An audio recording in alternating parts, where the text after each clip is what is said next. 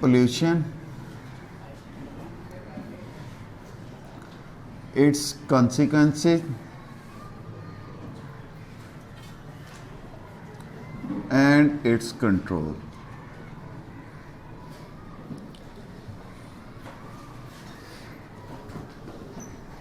ये टॉपिक बेटे हमने केमिस्ट्री में भी पढ़ा था।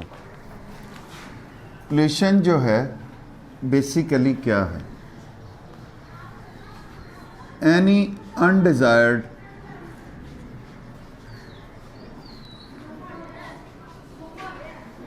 फिजिकल और chemical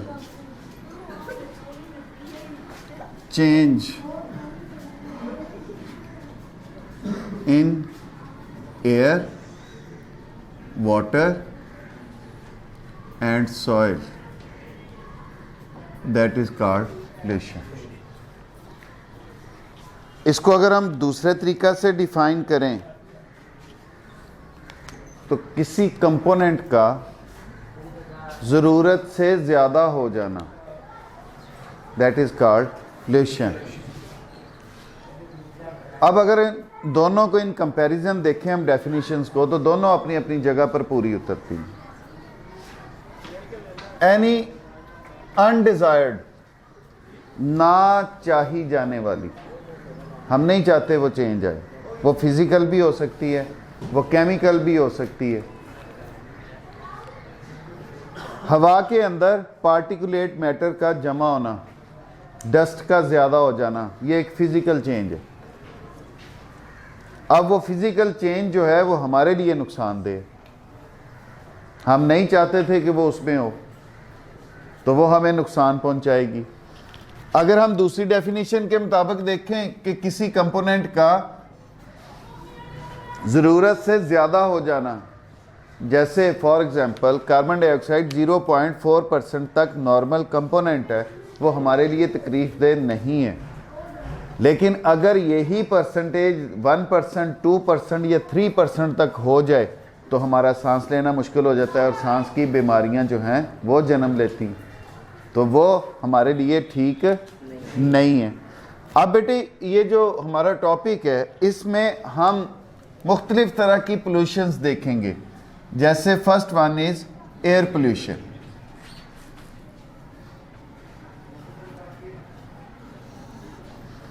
What is air pollution?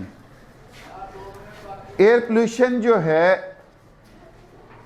any change of composition of air by the addition of harmful substances, कि हमारी हवा की कंपोजिशन में कोई भी तब्दीली, any change in composition of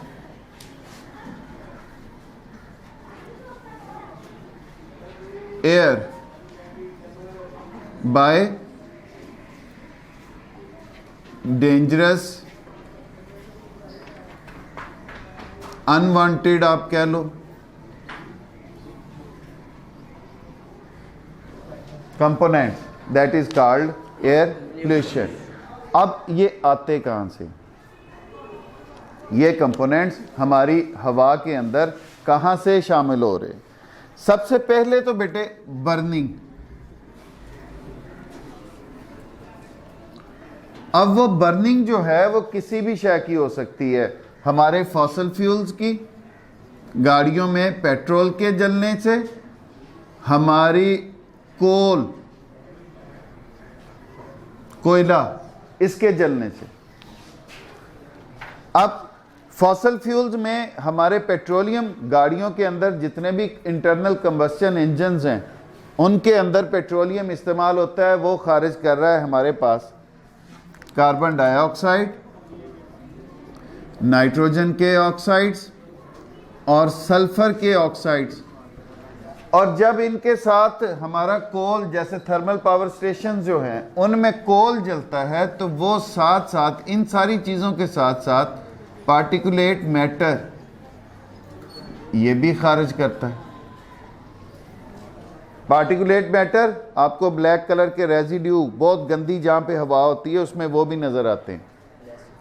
black colour की, जहाँ पे आग लगी होती है वहाँ पे ऐश के साथ, हवा के साथ वो भी उड़ रहे होते हैं, उसको हम कहते हैं वो पार्टिकुलेट मैटर है। In addition to these air pollutants include carbon monoxide. अब इन सब के साथ साथ कार्बन मोनोऑक्साइड जो है वो भी एक एयर पोल्यूटेंट के तौर पर खारिज होता है। Different industries produce air pollution in following veg. अब चूंकि मॉडर्नाइजेशन आ चुकी, मॉडर्नाइजेशन में या मॉडर्नाइजेशन के चक्रों में हमने इंडस्ट्रीज अंधाधुंध लगा दी। अब उन अंधाधुंध इंडस्ट्रीज की वजह से हमारी एनवायरनमेंट जो है वो ख़राब होती जा रही है, हमारी ख़ास तौर पर हवा, और हवा में ये जो हमारे पोल्यूटेंट्स हैं ये एडअप होते चले जा रहे हैं। अब उसमें जहाँ पे फॉसल फ्यूल्स जल रहे हैं और एडिशन कर रहे हैं, वहीं पर कारखाने, इंडस्ट्रीज जो हैं वो भी, जैसे फर्टिलाइज़र। अब फर्टिलाइज़र इंडस्ट्री जो है वो हमारी एनवायरनमेंट के अंदर सल्फर, नाइट्रोजन, हाइड्रोकार्बन और पार्टिकुलेट मैटर जो एंड फ्लोरीन कि क्या क्या हमारी एनवायरनमेंट में वो दाखिल कर रही हैं। Carbon, hydrocarbons, hydrogen, particulate matter और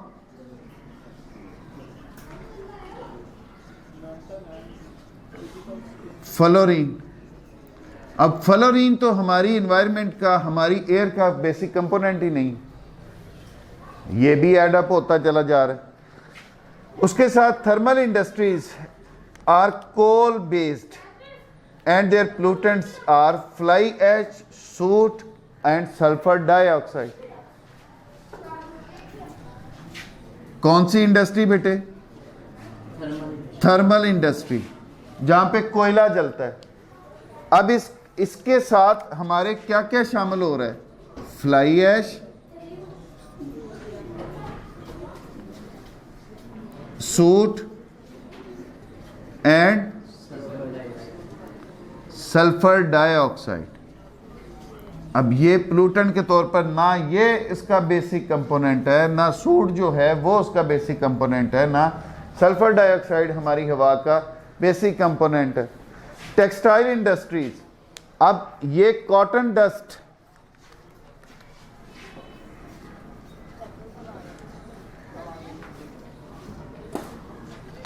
ये क्या खारिज कर रही हैं?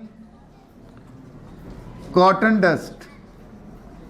हवा में आपको कॉटन जो है वो नज़र आती है, फिजिकली नज़र आती है। जहाँ पे ये कॉटन इंडस्ट्रीज लगी हुई हैं तो वो सांस के ज़रिए अंदर नहीं जाती होंगी।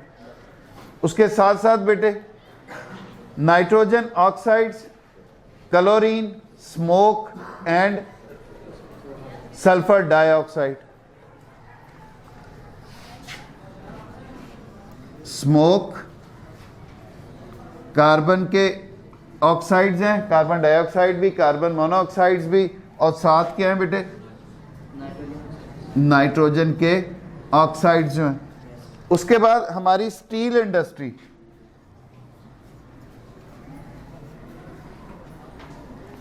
ये भी अपना हिस्सा डाल रही है।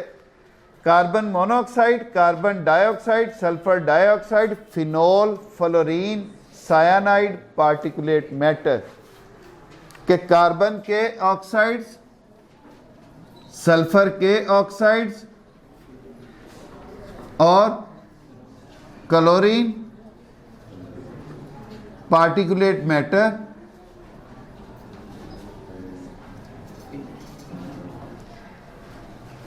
और सायानाइड, फिनोल। सायानाइड बेटे बिल्कुल ही जहर है।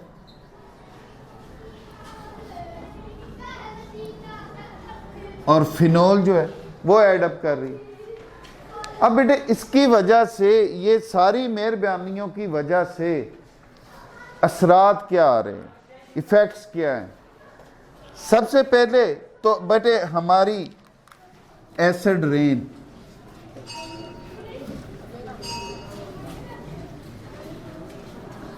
एसिड रेन हम बड़ी डिटेल में पढ़ चुके कि ये जो सल्फर और नाइट्रोजन के और कार्बन डाइऑक्साइड के ऑक्साइड्स हैं, ये हवा में मौजूद पानी से मिलते अपने मुतलका एसिड्स बनाते हैं और उसके साथ हमारी ज़मीन पर आ जाते हैं। उससे क्या होता है? बीमारियों का बायस, जल्दी बीमारियों का बायस बनते हैं, बिल्डिंग्स को तबाह कर रहे हैं, ज़मीन की फर्टिलिटी को ख़त्म कर रहे हैं, पौधों की ग्रोथ को रोक रहे हैं, जो पहले से मौजूद है उनके पत्तों को जला रहे हैं, ख़त्म कर रहे हैं। Number second, smoke formation. अब स्मोक क्या होती है बेटे?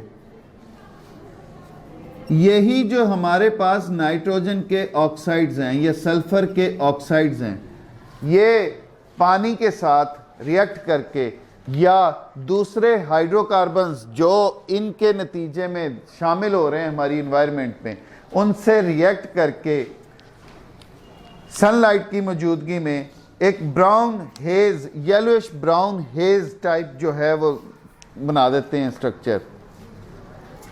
अब वो क्या कर रही है? वो विजिबिलिटी को कम कर रही है। सांस के ज़रिए जब अंदर जाती है तो हमारी रेस्पिरेटरी ट्रैक्ट की इन्फेक्शंस का बायस बनती है, जो कि सांस की बीमारियों का भी, आँखों की बीमारियाँ, इवन आँखों में डलती है तो हमें चुभन महसूस होती है। अब नेक्स्ट इफेक्ट इसका, दैट इज ओजोन डिप्लीशन।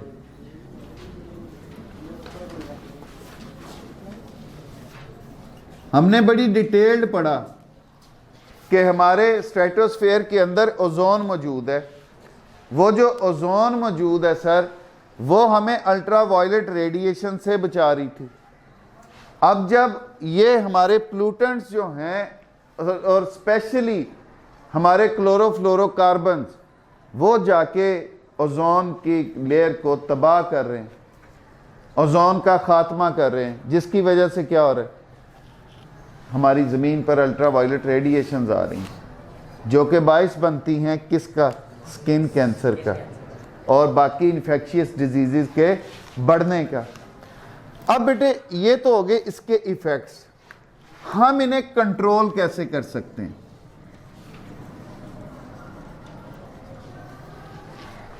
सबसे पहले दरख्त ज़्यादा लगाए जाए। इस अमल को हम नाम देते हैं एफोरेस्टेशन।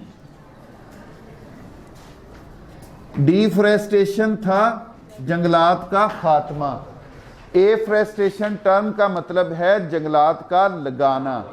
उससे क्या होगा? उससे कम अज कम ये आपके जो ऑक्साइड्स बन रहे हैं स्पेशली कार्बन के, वो इस्तेमाल होना शुरू हो जाएंगे। आपकी इन्वायरमेंट में कार्बन के ऑक्साइड्स कम हो जाएंगे, फ्रेश ऑक्सीजन जो है वो ज़्यादा मिलती रहेगी। नंबर सेकंड, ये जो हमारा मेजर कंट्रीब्यूटर है इंडस्ट्रीज, इनके जो इफ्लुएंट्स हैं, इनसे जो निकलने वाला धुआं है उसको मॉडिफाई किया जाए, मतलब मॉडिफिकेशन ऑफ इंडस्ट्रियल इफ्लुएंट्स।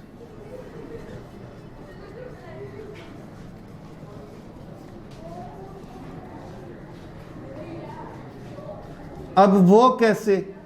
अब आपने पिछले दिनों में सुना होगा, काफ़ी ज़ोरों शोर था कि ये जो आपके भट्टे लगे हुए हैं ईंटों वाले, कारखाने ईंटें बनाने वाले, वहाँ पे उनकी जो चिमनी होती है उसको आम रूटीन के पैटर्न से हटाकर उसको जिग जैग पैटर्न पे लाया जाए, अंदर से वो जिग जैग हो। अब वो जिग जैग होने का मतलब क्या था कि उसके जो वेस्ट मटेरियल्स हैं वो ज़्यादातर उसके अंदर ही स्टे करें और बहुत थोड़े जो हैं वो उससे बाहर निकल सकें, जो कि एनवायरनमेंट को कम से कम पोल्यूट करें। या इनकी चिमनीज़ के ऊपर कैटालिटिक कन्वर्टर जो हैं वो लगाए जाए। कैटालिटिक कन्वर्टर जैसे गाड़ियों के सलेंसर जो होते हैं उन तक धुआं पहुंचने से पहले उनके रास्ते में कैटालिटिक इंजन और सलेंसर के दरमियान में कैटालिटिक कन्वर्टर मौजूद होता है। वो जो इस पेट्रोलियम में जलने वाले सल्फर और फास्फेट और फास्फोरस और लेड, उनके जो ऑक्साइड्स खारिज होने हैं उनको अपने अंदर ही रोक ले। ताकि बाहर जो निकले वो सिर्फ कार्बन डाइऑक्साइड और वाटर वेपर्स हों। इसी तरह ये जो कारखानों की चिमनियां हैं, इनके ऊपर कैटालिटिक कन्वर्टर लगाए जाएं ताकि ये ज़्यादा नुकसानदेह मादों को कम नुकसानदेह मादों में तब्दील करके एनवायरनमेंट में खारिज करें। या इनकी चिमनियां जो हैं वो बहुत लंबी लगाई जाएं ताकि जो इन्होंने वेस्ट अपना खारिज करना है गैसियस फॉर्म में, वो बहुत ज़्यादा ऊपर जाके खारिज करें, जो कि जिसको ज़्यादा एरिया अवेलेबल हो डिस्पर्स होने के लिए, ताकि उसके इम्पैक्ट्स जो हैं वो ह्यूमंस तक ज़रा कम से कम होने चाहिए। तीसरा कंट्रोल बेटे, एनवायरनमेंट फ्रेंडली फ्यूल। जो फ्यूल इस्तेमाल किया जाए उसमें लेड कंटेंट, सल्फर के कंटेंट्स जो हैं वो कम से कम मौजूद हों, ताकि जब वो जलें तो वो कम से कम ऐसे वेस्ट मटेरियल्स बनाएं जो कि हमारे लिए नुकसान दें। ना सल्फर या फॉस्फेट मौजूद होगा, ना ही उसके ऑक्साइड्स बनेंगे, इसीलिए वो हमारे लिए अच्छा साबित होगा। कोल जो है उसको कम से कम जलाया जाए। इन फ्यूल्स को रिप्लेस किया जाए किन के साथ? बायोगैसेस के साथ। बायोगैसेस क्या हैं? बायोगैसेस जो थी वो खुद से बनाई जाती थी waste materials of animals and human excreta. अब वो एक तो आपके वेस्ट को कम करेगी, दूसरा उसमें नेचुरली और मौजूद ऑर्गेनिक कंपाउंड्स मौजूद होंगे, जब वो जलेंगे तो वो कार्बन डाइऑक्साइड और वाटर वेपर्स में ही तब्दील होंगे। उनमें ये बाकी फ्लोरीन, सल्फर, नाइट्रोजन के ऑक्साइड और आपके फास्फेट्स जो हैं, फास्फोरस के ऑक्साइड्स जो हैं वो शामिल नहीं होंगे। या ये जो आपका आजकल ईवी का नारा लगाया जा रहा है, ईवी मतलब इलेक्ट्रिक व्हीकल्स, उन पे ऊपर शिफ्ट हुआ जाए, लेकिन वो हमारे जैसे मुल्क के लिए फिर भी वो फेवरेबल नहीं है। अब वो तो उन कंट्रीज के लिए है जहां पर इलेक्ट्रिसिटी बनाने के और सोर्सेज मौजूद हैं, सस्ते सोर्सेज मौजूद हैं। हवा से बनाई जा रही है, सोलर एनर्जी ट्रैप की जा रही है, विंड जो है उसको इस्तेमाल किया जा रहा है, पानी जो है उसको इस्तेमाल किया जा रहा है, उससे इलेक्ट्रिसिटी प्रोड्यूस की जा रही है। इवन एक कंट्री का मैंने सुना था कि फुटपाथ जो है उसके ऊपर उन्होंने अपना इंस्टॉल की हुई हैं कि जब लोग उस फुटपाथ पे चलते हैं तो वो टर्बाइंस घूमती हैं जिनसे इलेक्ट्रिक करंट जो है वो प्रोड्यूस होता है। तो वो उनके इशारों और उनके जो आप कह लो इंडिकेटर्स हैं, उनके लिए वो अपना काफ़ी होती है एनर्जी। हमारे यहाँ इलेक्ट्रिक व्हीकल इस्तेमाल करना जो है वो कान को इधर से पकड़ना या इधर से पकड़ना एक बराबर है। क्यों? हमारे यहाँ इलेक्ट्रिसिटी प्रोड्यूस पेट्रोल से की जा रही है, डीजल से की जा रही है, मतलब सबसे महंगा सोर्स है जिससे इलेक्ट्रिसिटी प्रोड्यूस की जा रही है। चूंकि हमारे डिफरेंट कंट्रीज के साथ मुआहदे हैं, हमने उनसे किक्स एंड बैक्स की सूरत में फायदे लेने हैं। अगर जब लोड शेडिंग है, अब मैं अपने डोमेस्टिक लेवल पे बात करता हूं, हम वो छोड़े नेशनल लेवल पे बात करना। लोड शेडिंग है, गाड़ी हमारी अनचार्ज खड़ी है, हमने उसको चार्ज करना है तो किस पे करेंगे? जनरेटर चलाएंगे। जनरेटर किस पे चलेगा? पेट्रोल पे। तो गाड़ी सस्ती चार्ज हुई कि महंगी चार्ज हुई? तो उससे बेहतर नहीं है गाड़ी चलाई पेट्रोल पे लो। हमारा वाटर पोल्यूशन,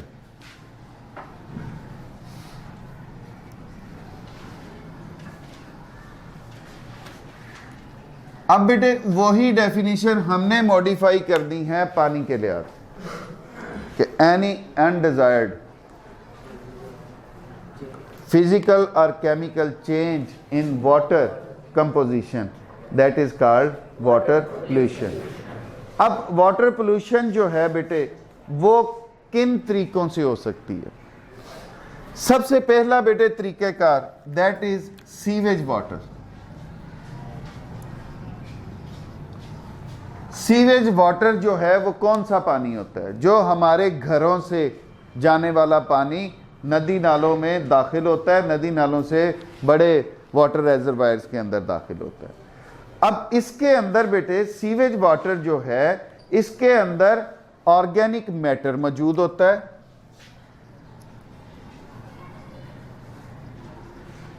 ऑर्गेनिक मैटर के अलावा excreta of human and animals ये भी मौजूद है। अब ये आते कहां से हैं?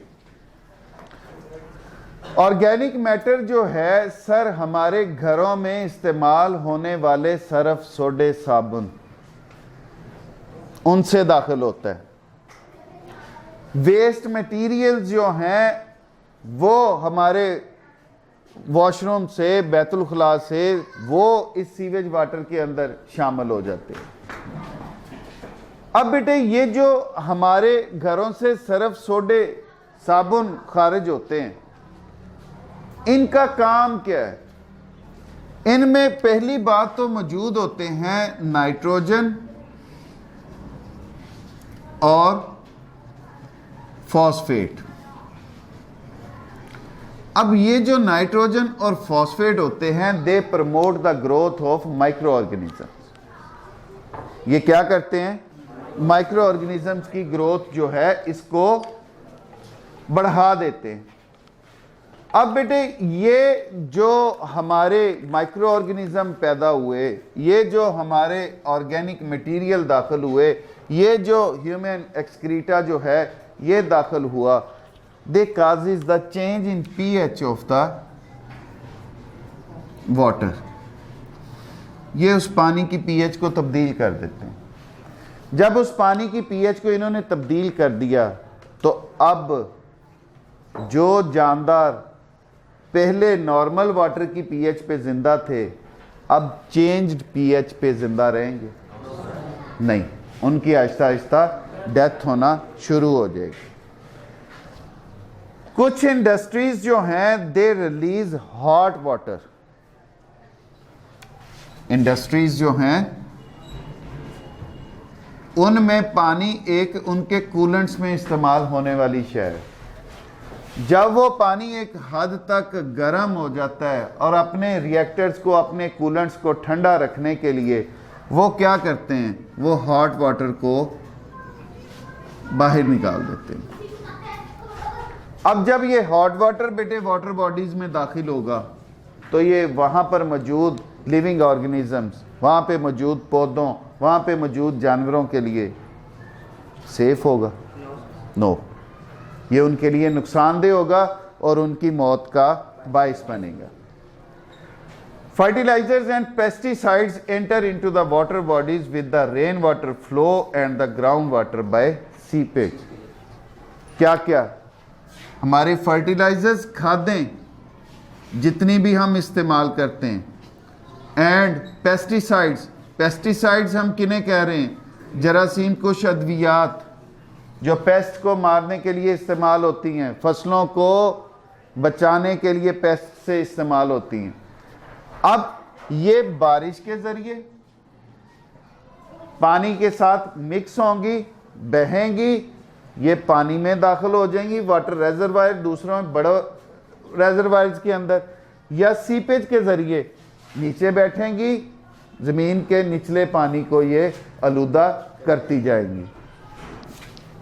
They cause a number of diseases in animals. Oil tankers, अब ये एक बड़ा मसला।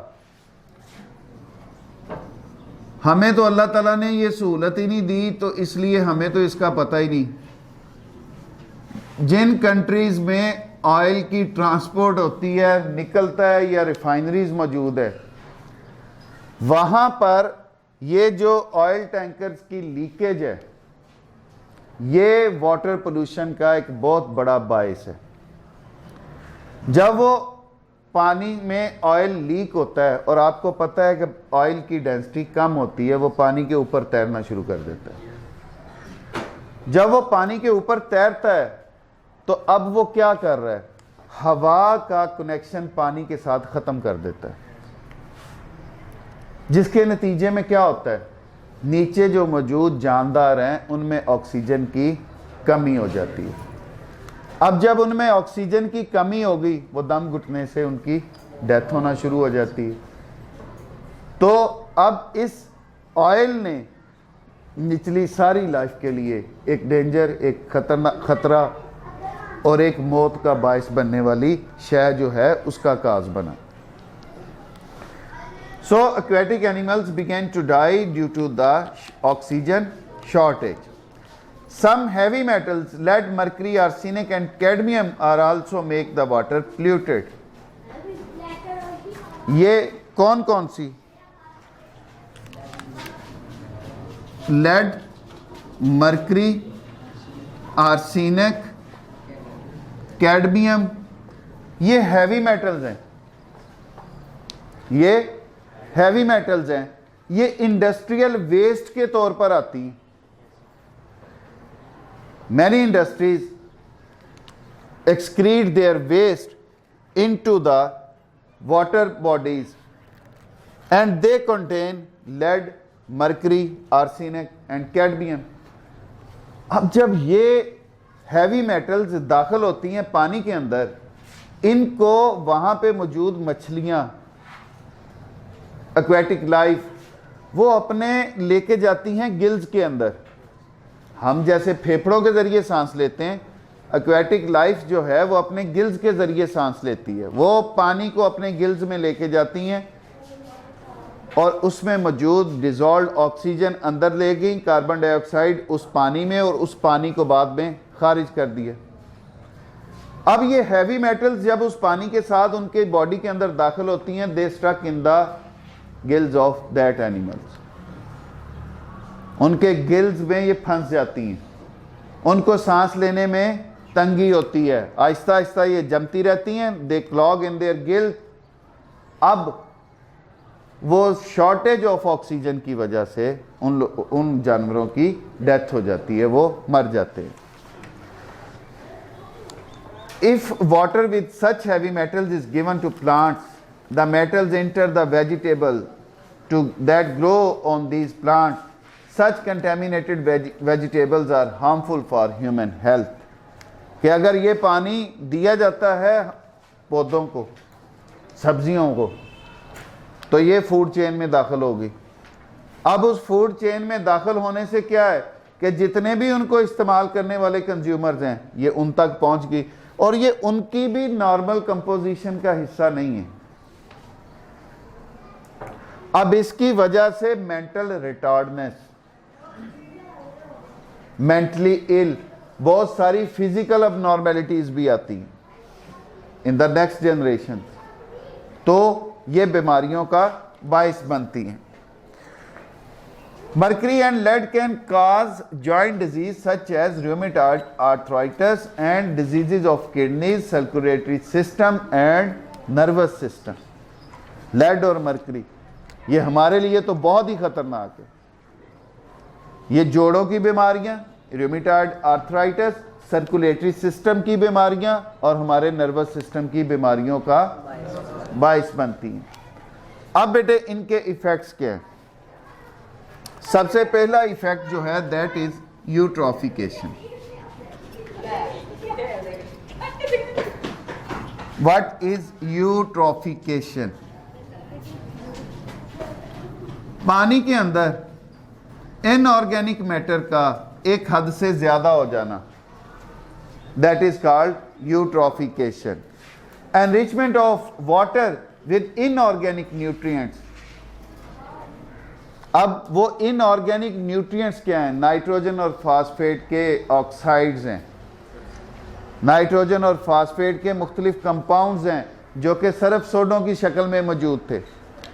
अब आपने देखा होगा कई जगहों पर जहां पर ओपन नालियां मौजूद होती हैं घरों के बाहर, अब उनके ऊपर आपको ग्रीन कलर की लेयर जो है वो नज़र आती है, जिसको हम एलजी की ग्रोथ कहते हैं, या आम लफ्ज़ों में हम कह देते हैं उर्ली लगी होती है। अब वो बहुत ज़्यादा मिकदार में, जहाँ तक वो आपकी रेंज कर रही है पानी की वो नाली, सीवेज वाटर का वो पाइप, वहाँ तक आपको वो सारी की सारी नज़र आती है। अब वो किस वजह से ज़्यादा हुई? वो यूट्रॉफिकेशन की वजह से ज़्यादा हुई, क्योंकि ये नाइट्रोजन और फास्फेट प्रमोट करते हैं उस एल्गी की ग्रोथ को। आपने जोहड़ देखे होंगे, उनके ऊपर भी पूरी एक लेयर बनी होती है। अब वहां पर ये एल्गी की ग्रोथ फिर किसी और लिविंग ऑर्गेनिज्म को पिंपने नहीं देती। उसकी क्या वजह है? वो पानी जो है that has shortage of oxygen. जो पहले से मौजूद शय है, अब ना तो उसके पास लाइट पहुंच रही है, ना उसके पास ऑक्सीजन पहुंच रही है। फोटोसिंथेसिस उसकी खत्म, रेस्पिरेशन उसकी खत्म, अल्टीमेटली वो चीज क्या होगी? डेड हो जाएगी। अब जब ये एल्गी अपना एक लाइफ स्पैन पूरा कर चुकी होगी, अब इसकी भी डेथ होनी है। जब ये डेथ होती है इसकी और डीकंपोज होती है, उसमें मजीद जो मौजूद ऑक्सीजन होती है वो भी खत्म हो जाती है। That is being used by the decomposer bacteria जो उस एल्गी को डीकंपोज कर रहे हैं। तो मतलब यूट्रॉफिकेशन प्रमोट्स एल्गल ग्रोथ।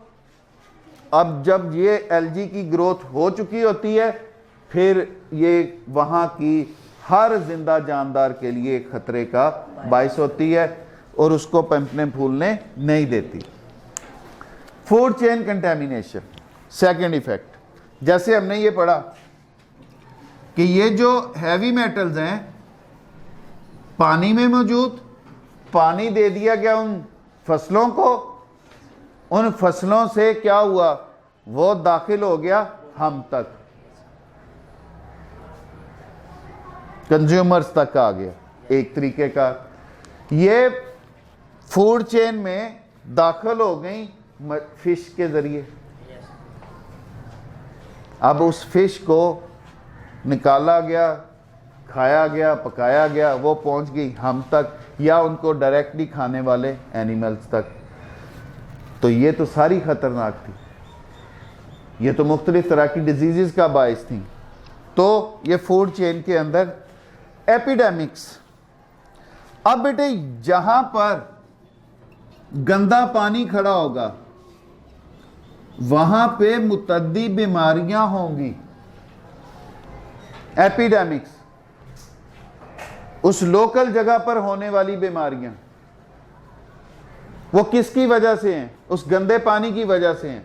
वो पानी गंदा हुआ था इन करतूतों की वजह से, और इसके अंदर अब माइक्रो ऑर्गेनिज्म की ग्रोथ बहुत तेजी के साथ होती है। जब माइक्रो ऑर्गेनिज्म बहुत तेजी के साथ, तो वो पानी किसी भी सूरत में इस्तेमाल किया जाए या पिया जाए या कपड़े धोए जाए या बर्तन धोए जाए, तो वो पहुंच के हम तक, और हम में पहुंचने पर बीमारियों का बायस बनेगा, एपिडेमिक्स जो है उनका बायस बनेगा। आजकल के मौसम जैसे हैं, जब टेम्परेचर हमारा 20 to 30 की रेंज में होता है, तो आपको पता है मच्छर बहुत ज़्यादा हो जाते हैं, और ये मच्छर जो है उनके लिए ये पानी जो है वो एक बहुत अच्छा रहने का मस्कन, हैबिटेट होते हैं। तो वो वहाँ से हमारे लिए मलेरिया, डेंगू, ये फीवर जो हैं वो लेके आते हैं। तो उस लोकल जगह में बीमारियों की मिकदार जो है वो बढ़ जाती है। अब इसको बेटे कंट्रोल कैसे किया जा सकता है? Public should be made aware of danger of water pollution. सबसे पहला कंट्रोल तो ये है कि लोगों को बताया जाना चाहिए कि गंदा पानी या पोल्यूटेड वाटर जो है उससे हमें क्या क्या खतरात, क्या क्या असरात जो हैं वो हमारी लाइफ पर हो सकते हैं। Before releasing the sewage into water bodies, it must be purified through sewage treatment techniques. कि जब सीवेज में ये पानी दाखिल किया जाए तो उससे पहले इसको ट्रीट किया जाए ताकि इसमें से ख़तरनाक चीज़ें जो हैं उनको रिमूव किया जा सके। Industrial waste should also be treated before they are released into the water body. Industrial waste जो है उसको भी साफ़ सुथरा करके, साफ़ सुथरे से मुराद ज़्यादा ख़तरनाक चीज़ें उसमें से निकाल ली जाएं, जो कम ख़तरनाक चीज़ें हैं वो चली भी जाएं तो खैर है। तीसरी तरह की पोल्यूशन बेटे, that is land pollution.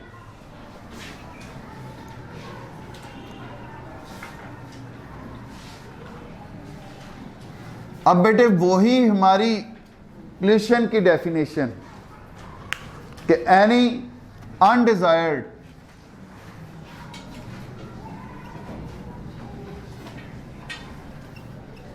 Change, वो चेंज जो है वो फिजिकल भी हो सकती है, वो केमिकल भी हो सकती है,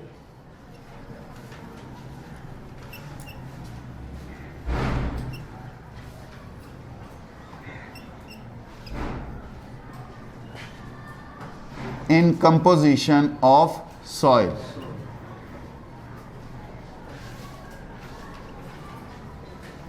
That is called land pollution. अब बेटे हमारी मिट्टी जो है ये एक बेहतरीन जरिया है हमारी फूड चेन के प्रोड्यूसर्स की ग्रोथ के लिए। पौधे कहाँ उगते हैं? मिट्टी में, ज़मीन में। तो वो क्या है हमारे लिए? प्रोड्यूसर्स हैं, वहाँ से हमारी लाइफ आगे चलती है। तो अब ये जो मिट्टी है अगर इसको पोल्यूटेड किया जाएगा तो हमारे प्रोड्यूसर्स का खात्मा होगा। अब वो किस तरह से किया जा रहा है? सबसे पहले जैसे हमने यहां पे डिस्कस किया कि पेस्टिसाइड्स आर बीइंग यूज्ड।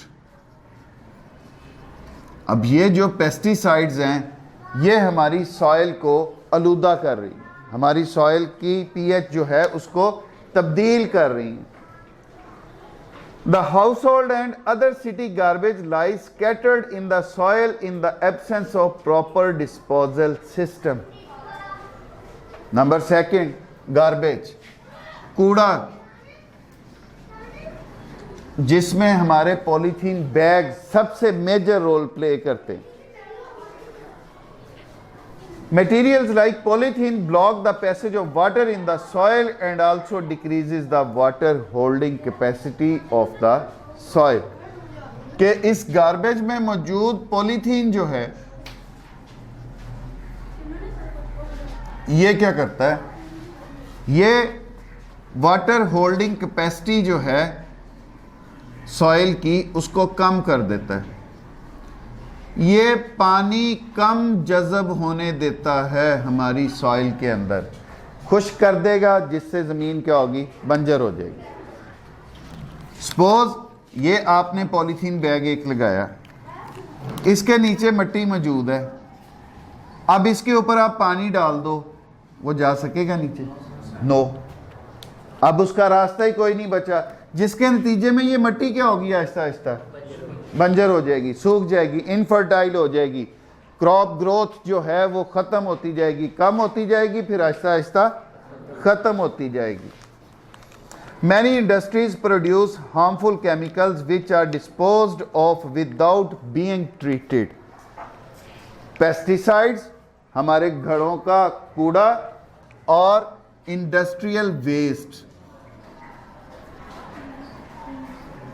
अब ये जो इंडस्ट्रियल वेस्ट्स हैं इनको भी बगैर किसी ट्रीटमेंट के उस मिट्टी में जाने दिया जाता है। जैसे मैं फॉर एग्जांपल बात करता हूँ, रेडियो एक्टिव मटीरियल्स जो है, जो हमारे आप कह लो रेडियो एक्टिविटी पर बेस्ड पावर स्टेशंस है, वहाँ से खारिज होने वाला फुजला वेस्ट मटीरियल वो ज़मीन में दबा दिया जाता है। अब वो वहां पर भी तो फिशन का रिएक्शन कर रहा होगा, वहां पर भी तो उसकी जो रेडिएशंस हैं वो खारिज हो रही होंगी, वो उस ज़मीन को इनफर्टाइल कर देते। वहाँ पे फिर प्लांट ग्रोथ, क्रॉप ग्रोथ जो है वो वैसी नहीं हो सकती जैसी एक नॉर्मल सॉइल के अंदर होती है। Waste also cause radioactive substances to remain in the soil for a long time. Open latrines in villages and some parts of city are also the source of land pollution. हमारे यहाँ ज़रा कम, लेकिन undeveloped areas जो हैं वहाँ पर ये trend भी पाया जाता है, जिसकी वजह से ये भी एक लैंड पोल्यूशन का बायस बनती है। इसको बेटे कैसे कंट्रोल किया जा सकता है? How can we control land pollution? सबसे पहले वही बात जो एनवायरनमेंट फ्रेंडली आपके पेस्टिसाइड्स हैं, फर्टिलाइजर्स हैं, वो इस्तेमाल किए जाए। और अब तो शिफ्टिंग हो चुकी है बायो पेस्टिसाइड्स पे, बायो फर्टिलाइजर्स और बायो पेस्टिसाइड्स। वो कम से कम एनवायरनमेंट के लिए उतने नुकसानदेह नहीं होते कि ये जो इंसेक्ट्स हैं जो फसलों को ख़राब कर रहे हैं, या बैक्टीरिया या फंजाई हैं, उनके लिए परिंदे जो हैं वो इंसेक्टिसाइड का काम करते हैं। वो इंसेक्ट्स को खाते हैं, फसलों को तो कुछ नहीं कहते। ठीक हो गया। अच्छा जी, ये जो आपकी ऑर्गेनिक फर्टिलाइजर्स हैं, फुजला जात जो हैं जानवरों के, वो डाले जा सकते हैं, जो कि एक फर्टिलाइजर के तौर पर काम करते हैं। Safe suitable disposal of waste including nuclear waste, non-biodegradable materials like plastic, glass, metal should be recovered, recycled। कि पहला क्या है कि treatment of the waste.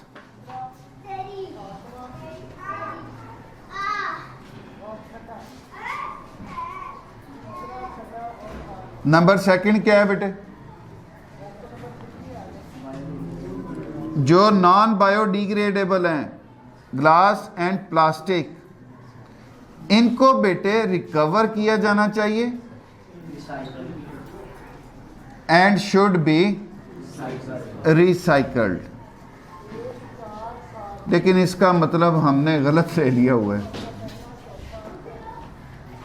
Recycle भी और रिकवर्ड भी, हमारे यहाँ ये सब कुछ इकट्ठा किया जाता है। पॉलीथीन भी इकट्ठे किए जाते हैं, ग्लास, प्लास्टिक जो है ये भी इकट्ठा किया जाता है, लेकिन इनसे फिर वो गंद से उठा के इकट्ठा करके, हॉस्पिटल के वेस्ट उठा के इकट्ठे करके, फिर उससे भी ज़्यादा कारामद चीज़ें रंग शंग डाल के बना दी जाती हैं। बच्चों के फीडर और खाने पीने की प्लेटें, ये सस्ते डिनर सेट, वो बना के फिर मार्केट में बेच दिए जाते हैं, जो कि मज़ीद नुकसानदेह है हमारे लिए। Inorganic pesticide should be replaced by the organic pesticides. जो इनऑर्गेनिक होती हैं बेटे वो जल्दी बायोडिग्रेड नहीं होती हैं। Inorganic pesticides should be replaced by